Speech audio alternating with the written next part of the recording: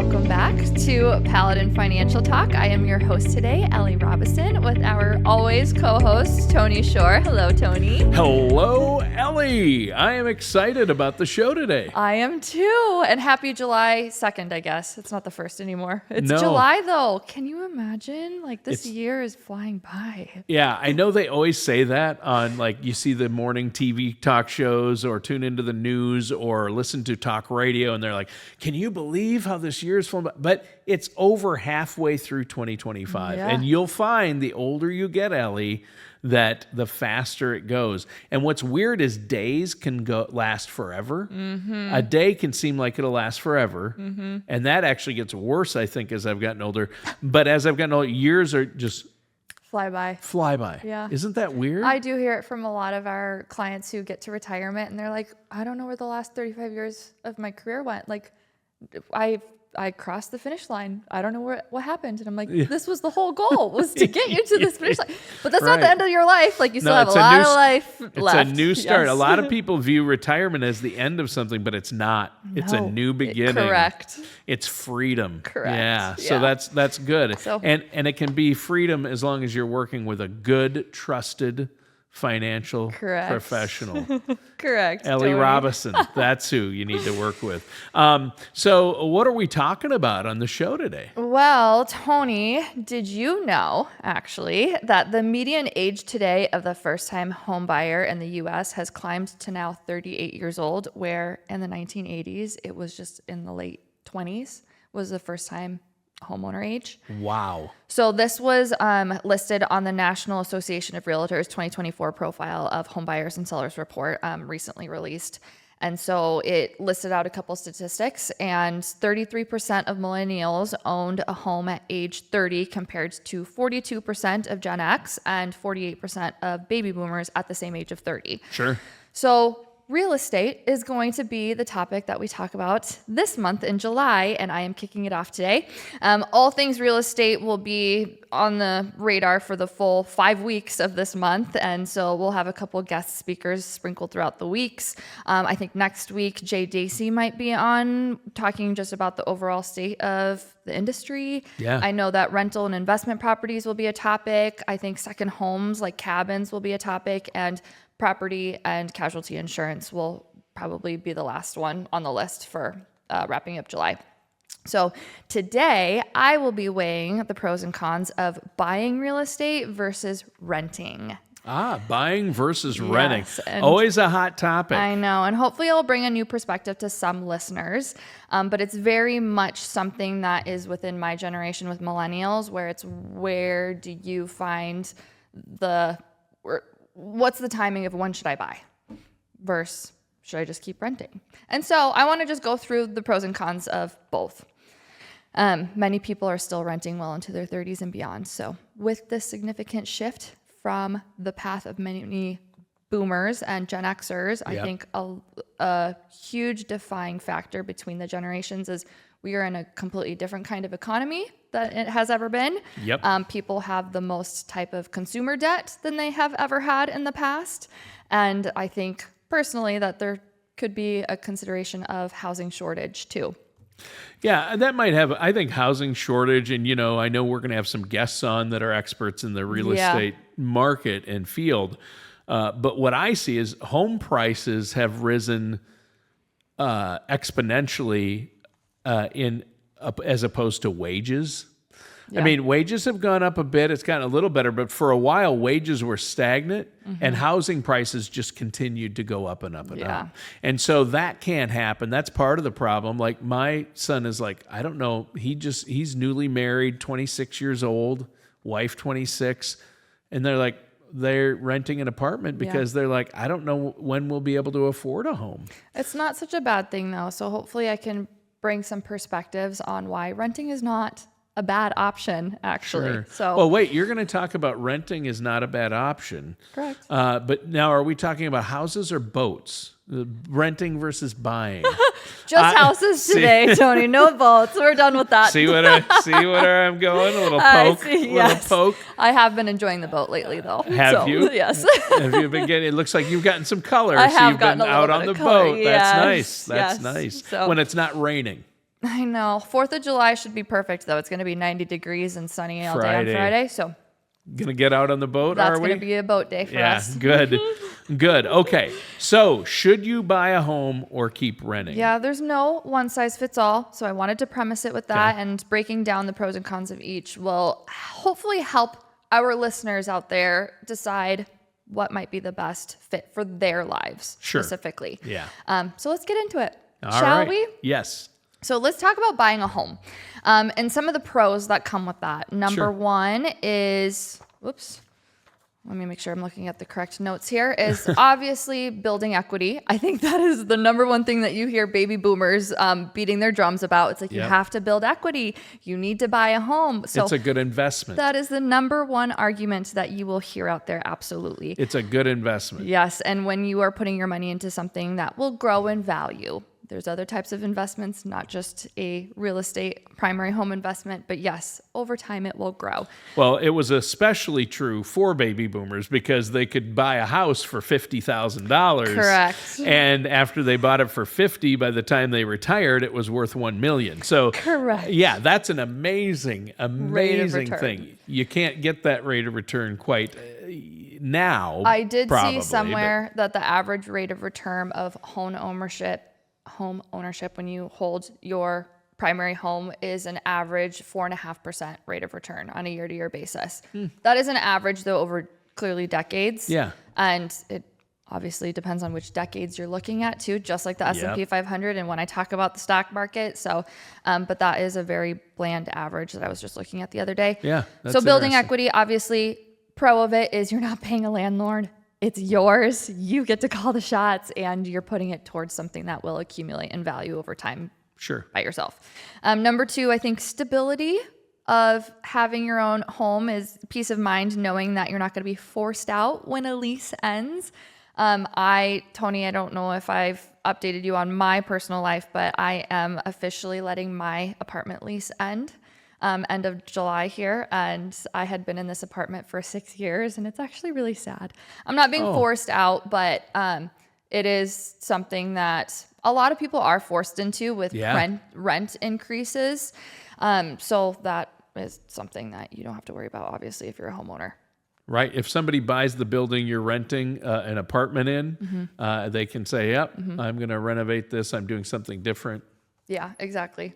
So I think that's a pretty obvious one, is just the stability of, you're not going anywhere if you own your home. Right. Number three, I thought that this was important, but you get a lot of creative freedom too. You do. You get to do whatever you want. You can knock down those walls. You can extend the home and build onto it. Build in shelves. You can build a studio in your home and crank the music when you want. You can't do those things in an apartment. No, you can't. You get to do whatever you want. Yeah.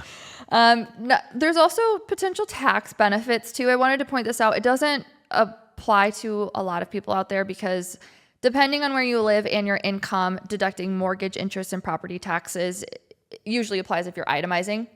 Not many people itemize anymore, but the small business owners who are itemizing and other people who might apply to, that is a perk for some of those people. There is, some deduction limits though when it comes to the SALT taxes. So I won't get into taxes today, but there is state and local. Yes, potential tax benefits for the right people. And so just wanted to put that out there. So there are some benefits of home ownership. Yeah, of course. So when you talk about state and local tax and owning a home, that probably, I don't know if it's on your list of negatives, but property tax. Keeps going up. I hear that a lot from my clients is they're not happy every year. Oh man, it's been a rough couple of years. Yeah. Yeah. That is actually something that I was going to put into the con list here. Number one I had was the upfront costs of just purchasing the home, right? You have to put a lot of money down when you're putting money down, and then also closing costs in general. I had started shopping around for a condo a couple years ago, and that was my first time exploring just purchasing. I was very naive when it came to all the closing costs that entails of just purchasing something, and it kind of shied me away. I'm not going to lie. At that point in my life, I'm like, I don't want to do this. I'm not ready for this. And there are ways that you can deal with closing costs. There are strategies, and there are some good deals. There used to be better. Like when we first bought our house, we got the closing costs down to almost nothing. And because of who we worked with and what we did and what we were buying. But now closing costs, I think, I haven't bought in a home, and we've been in the same house 30 years. Yeah. So Yeah. I don't know what it's like now. There's grants out there. I know that you can negotiate. The sellers will help you with those closing costs. Yes. Actually, I remember now our realtor was both, he dealt for both sides, so he was able to get, he was doubling up on commission. Okay. He covered the closing costs for us, That's actually. nice. Yeah. Okay, so you did get a deal there.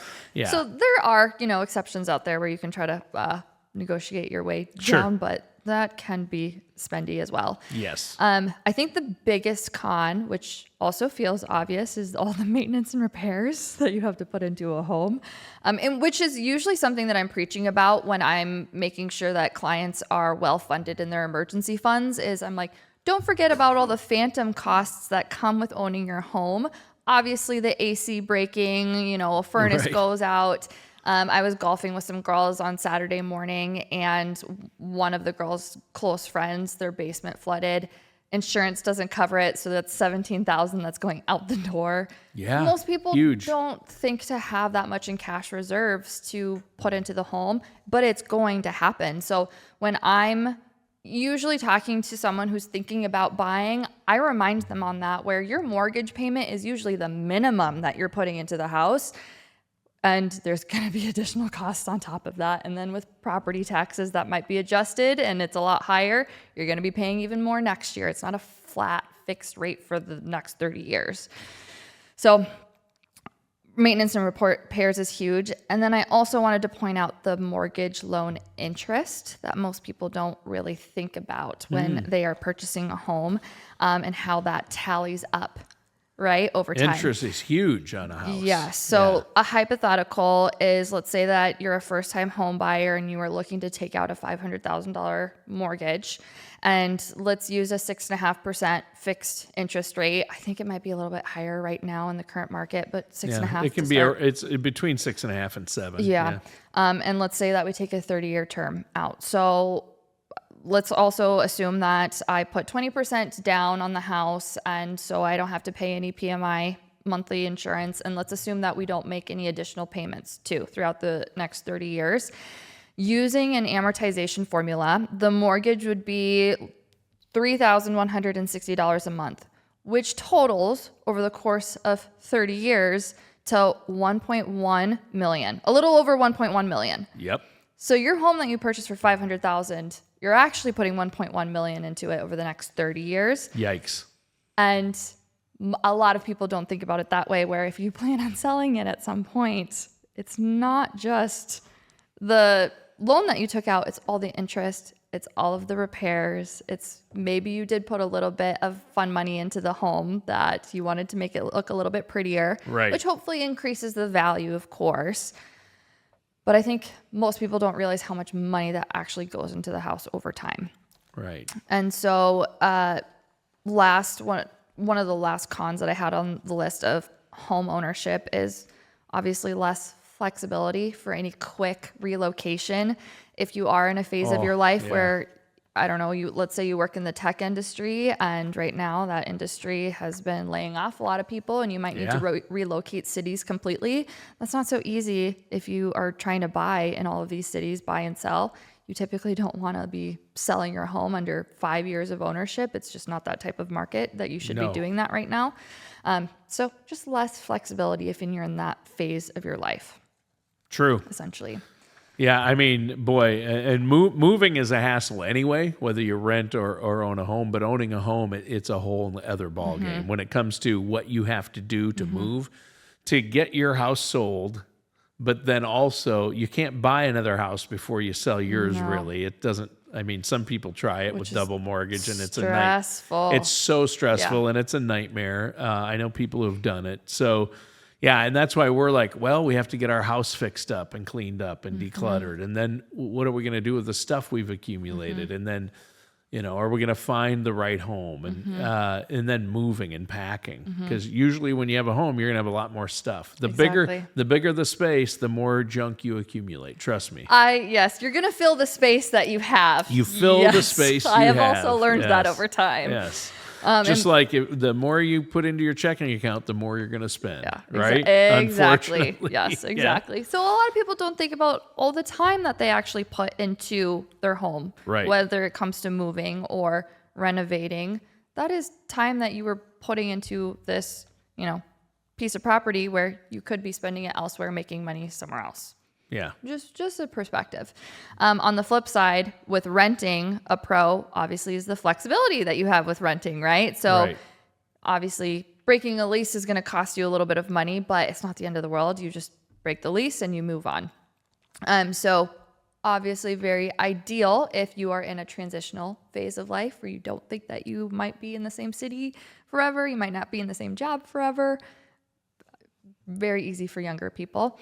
But I also have a few clients recently where they have gone through divorces and they're like, I don't want this home. I don't want to take care of it. I want the flexibility of maybe I want to live, next to the St. Croix River one year. And then the next year after that, I'll live downtown Minneapolis. Like, it gives them that flexibility of just living their lives and moving wherever they want to move. Yeah, renting does have some pros, that's for sure. The flexibility is a big one. Yes, exactly. Lower upfront costs. There might be a security deposit, maybe the first month's rent, but you're not paying closing cost price. So no, I think that is much lower. Huge, upside. Pro to renting, and then obviously no major responsibilities like mowing the lawn. Or and I tell you, when people and that applies not only to younger people but to seniors. Yeah. When you get to a certain spot, my wife and I are getting close. We've been kicking it down with yard work and landscaping lately, but we know we're going to get to the point where wouldn't it be nice to not have to worry about mowing and getting grass and spending hundreds and hundreds of dollars on fertilizer each year to keep the weeds at bay and keep it looking nice, to keep up with the neighbors. And oh my goodness, there's a lot of upkeep and outdoor work involved with having a home. And renting, you have none of that. When I was exploring purchasing a few years ago, I ended up not pulling the trigger on that because I had done the math on if I were to continue to rent at my place versus locking into a mortgage, which was going to be almost $1,000 more than what I was paying in rent for just about the same size. A month. Yeah.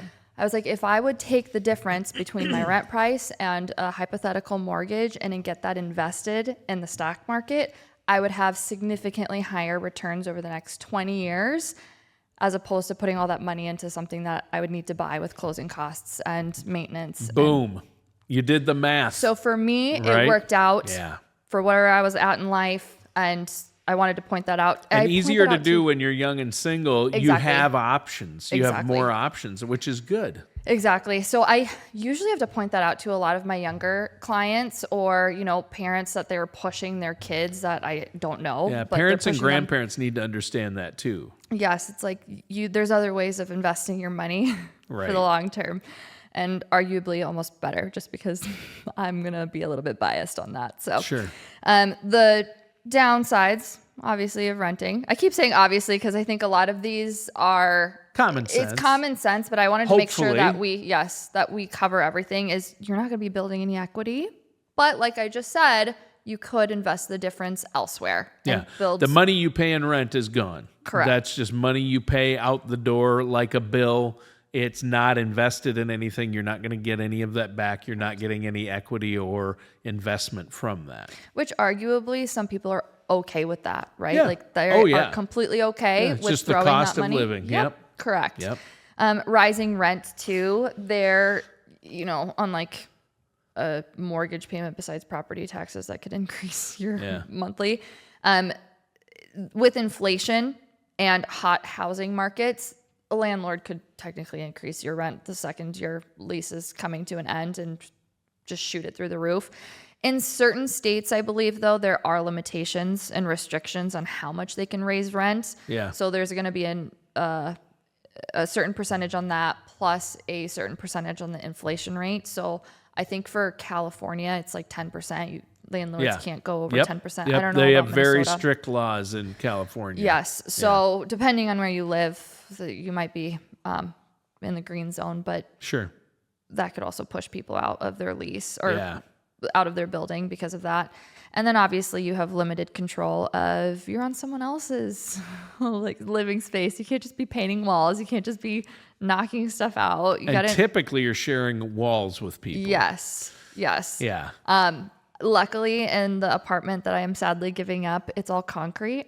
Oh, that's nice. So, like, I rarely had any issues with hearing any of my neighbors, which was fantastic and why I lived there for 6 years. Some more modern apartment buildings. No, they're like paper thin walls. You can hear everything. Awful. Yeah. I've been in some apartments where I'm like, oh my gosh. Yes. I'm spoiled because of having my own home. You know, you forget about that. And it's not like, we're doing anything crazy or that noisy anyway. But, if I have a studio or I play music a lot, I don't want to, hear somebody thumping from the apartment underneath. Turn it down. I know. I had a hard time giving up this lease just because I had a very good relationship with he wasn't the landlord, but the property manager, Grant.